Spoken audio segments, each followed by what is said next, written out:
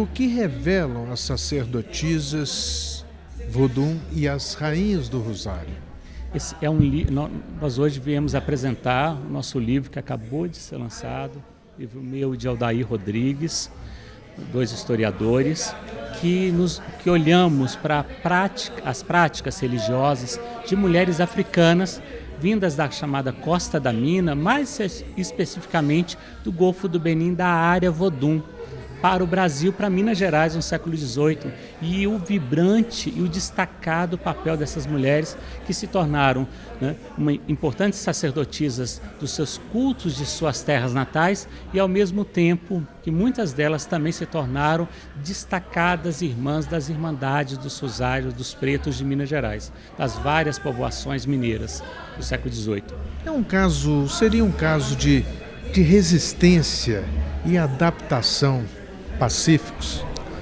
Não sei se pacífico, porque justamente o poder colonial não entendiam que essas práticas dessas mulheres africanas, que ainda, né, vindas de uma terra, né, vindo de um território, de uma cultura religiosa muito aberta, dinâmica e agregadora, para elas não era contraditório, por exemplo, praticar o seu culto da sua terra, o culto Vodun, e ao mesmo tempo sendo lideranças religiosas devotas da Irmandade Católica no Brasil. Não era contraditório, mas o que acontecia? O poder colonial perseguiu essas mulheres, né, violentamente. E elas resistem também, e nós trazemos várias trajetórias de muita resistência, né, para continuar a construir suas vidas num momento tão desfavorável que é viver na escravidão, ou mesmo a liberdade, né, após a escravidão, no Brasil colonial e em Minas Gerais.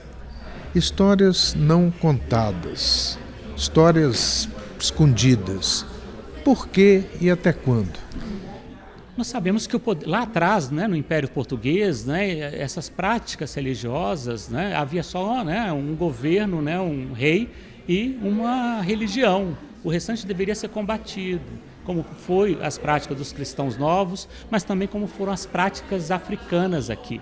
Então esse processo, né, do poder colonial, ele né, perseguiu essas mulheres, né, essas práticas, né, não ortodoxas, segundo, né, a visão do poder, né, dentro do Império Português.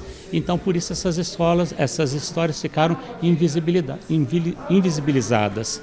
E é muito difícil ainda para nós, né? Nós estamos fazendo um esforço muito grande na história, vemos ao longo dessas últimas décadas, tentando nos aproximar dessas histórias, conhecer esse passado, fazer uma leitura contrapelo do documento, por exemplo, lá dos documentos coloniais, que eram documentos para punir, para perseguir. Por exemplo, os documentos da Inquisição estão ali documentando uma perseguição.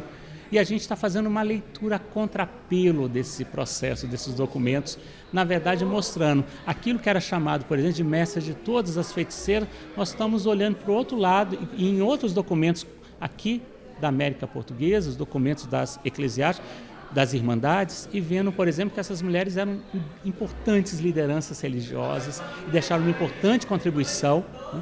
E ao mesmo tempo, mas só que eram perseguidas, e então é uma leitura que não é fácil e que é um acúmulo de muitas décadas. Vários outros historiadores vieram antes de nós para que pudéssemos agora construir e tecer essas histórias.